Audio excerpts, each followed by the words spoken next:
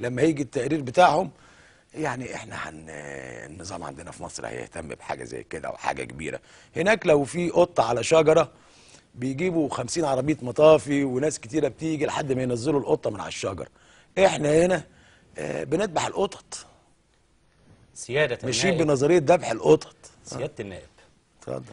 لماذا تتهم دائما رموزا بالحزب الوطني بمحاولة تشويه سمعتك لمنعك من خوض الانتخابات القادمة؟ وهل ترى أن هناك من يريد التخلص منك سياسيا وإنهاء دورك في الحياة البرلمانية؟ طبعا. طبعا في، وعاوزين يخلصوا مني ومن غيري ومن غيري واي معارض جاد، اي انسان بيقول الحق. انتوا البرنامج بتاعكم اسمه ايه؟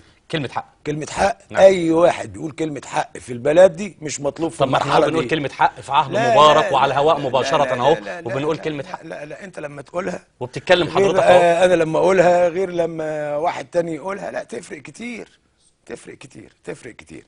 انا لما بقول كلمة حق انا بقول كلمة حق، وانا بالنسبة لي مانيش مذيع، مانيش طمعان في حاجة، مش بقدم برنامج.